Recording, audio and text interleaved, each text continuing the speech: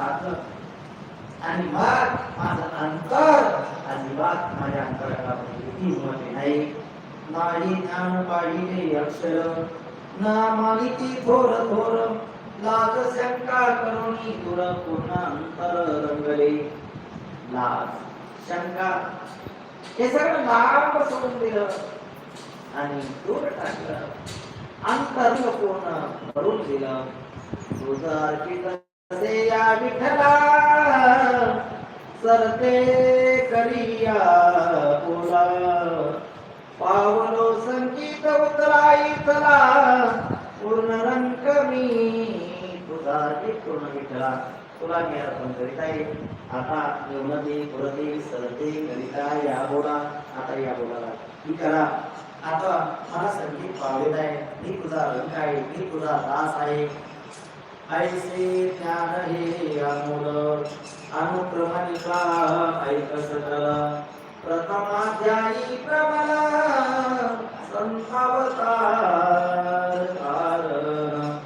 आता अनुक्रमणिकेला सुरुवात केली आहे.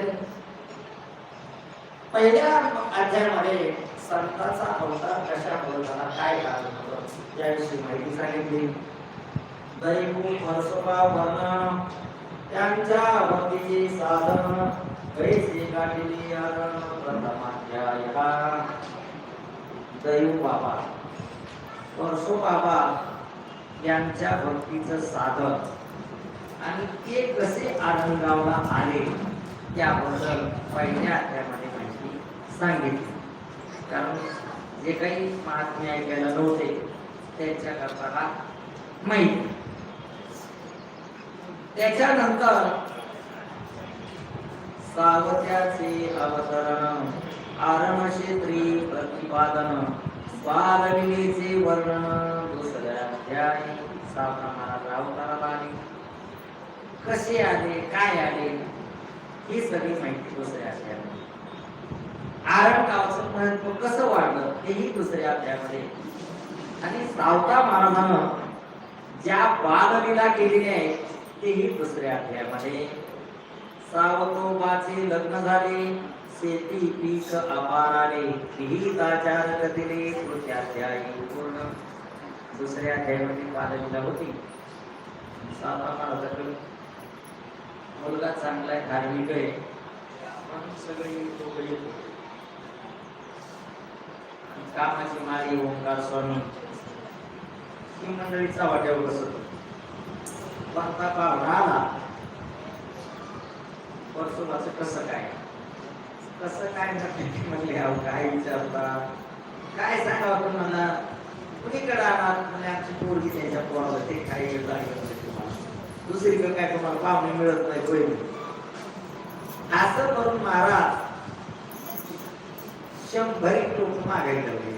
याचा खेळ सावता महाराज काही चुकलं ते त्या काळामध्ये महाराज झुकून द्यायला अशी अवस्था झाली. पुढं मग सावता महाराजाचं जनाबाई बरोबर लग्न झालं. जनाबाई त्या लग्नाचा असा तुम्हाला मी सांगितलं तो सोहळा कसा होता, काय सुंदर अशा प्रकारचं लग्न.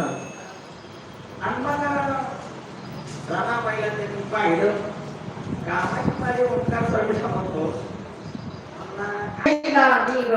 ये भक्तीचे वाटेला या पावसी माझे. 5व्या अध्यायामध्ये आणि त्या काशीबागोला गेला. नामदेवाची तीर्थयात्रा आणि वारीची पवित्रता एक दिले यथार्थ.